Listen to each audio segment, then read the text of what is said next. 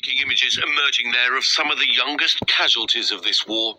Here, a 9-year-old girl lies in the back of an ambulance as a medic races to save her life. It was too late. At least 16 children have already been killed in the fighting, which officials say has claimed over 350 lives in all.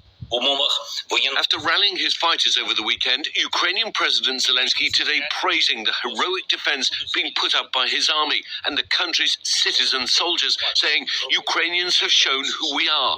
Russia has shown what it's become. He later signed an application to join the European Union. It's a symbolic move that could take years to pass. Even so, it's a message of defiance to Putin.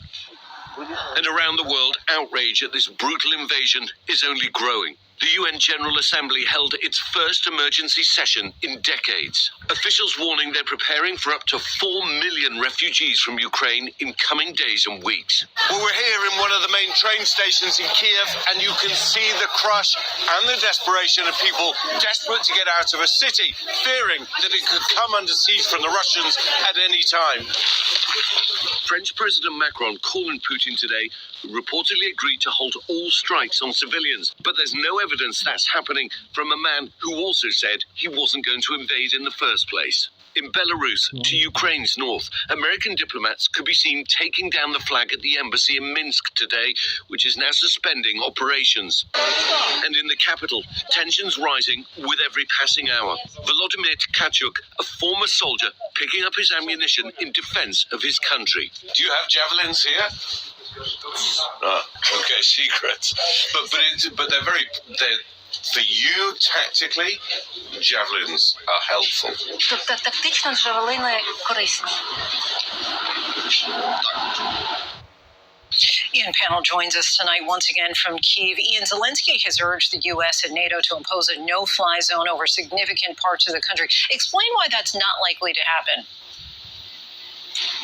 Yeah, that's right, Lindsay. It's actually something that I keep hearing repeatedly on the ground. It's something that I've heard in other conflicts because, of course, that would try and balance the equation between the two military forces because it would limit Russia's ability to conduct aerial operations. But the White House is ruling it out, and here's why. Because they've said that they would not want to deploy U.S. military.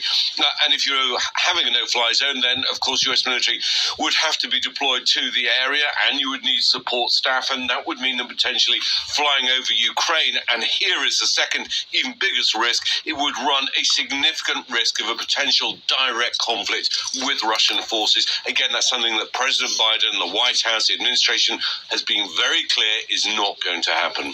Lindsay? Right, makes sense. All right, Ian Panel, thanks so much as always.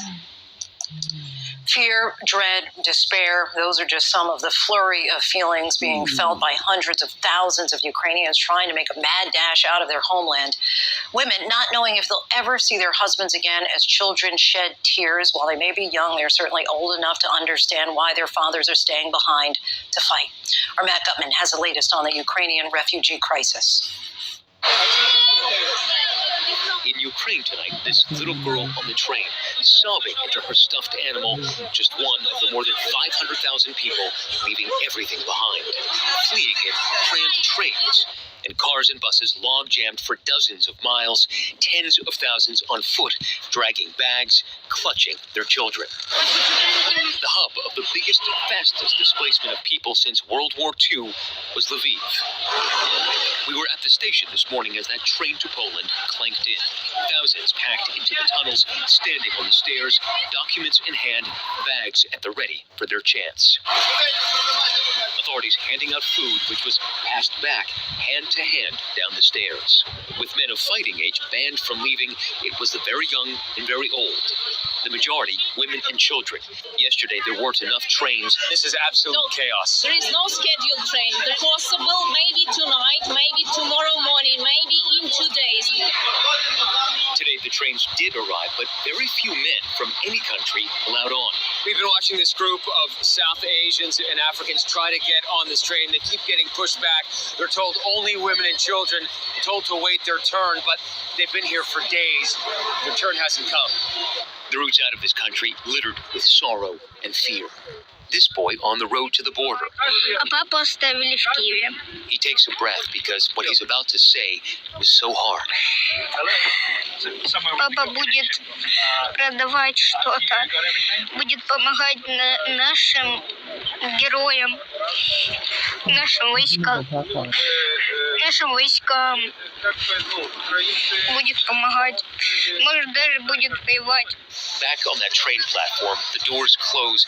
That little girl still crying. Her mother crying too. I was told they're leaving the girl's father behind. That hand on the window, those tears, the language of exile. Those tears certainly need no translation. Matt Gutman joins us now from Lviv in western Ukraine. Matt, you've been on both sides of the border in recent days. Where are most of the people going once they reach Poland?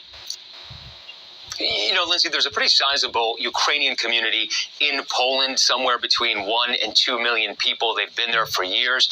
Many of them are established in Poland, and so that's where many of the refugees are going, to family members, acquaintances, friends. But Poles are opening up their homes as well. In fact, one of our producers who lives in Warsaw has opened up one of his flats, or an apartment of his. He's in the south of the country. He gave up his flat for a family coming in from Ukraine. So there is a real outpouring of generosity among the Polish people. Obviously, there are also people from Ukraine who are making that exodus, who are going to other countries in Europe, but a lot of them are staying in Poland, Lindsay. All right, Matt Gutman, our thanks to you once again. Fighting has not slowed, and hundreds of thousands are now seeking shelter, including member of the Ukrainian parliament, Solomia Bobrovska, who joins us now from a bunker in Ukraine. Thank you so much, first of all, for talking with us tonight. This is, of course, very personal to you. This is your home. Just give us a sense of what you're feeling right now. Sometimes I feel that that's total unreal new world, and I can imagine that the fifth day, it's ongoing war in Ukraine. I do remember when I read the last Twitter of one of the American senators saying that Russia is starting the war invasion into Ukraine. In 15 minutes, I got the link with the Putin's speech, and in 30 minutes, I heard the shelling in Kyiv.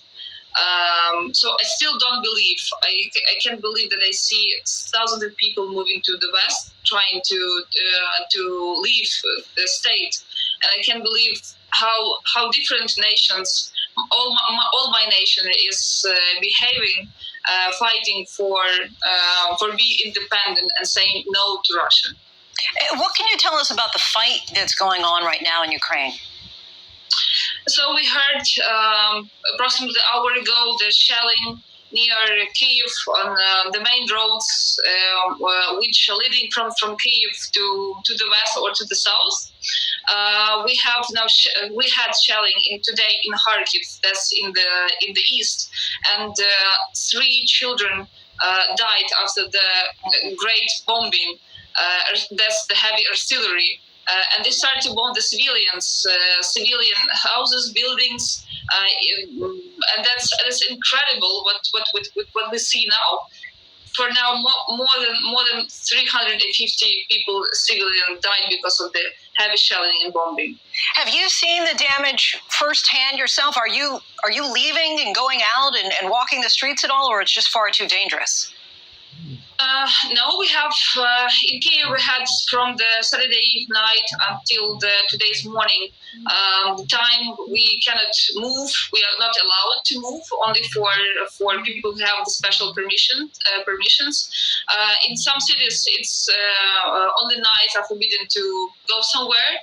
We every second hour in lots of or majority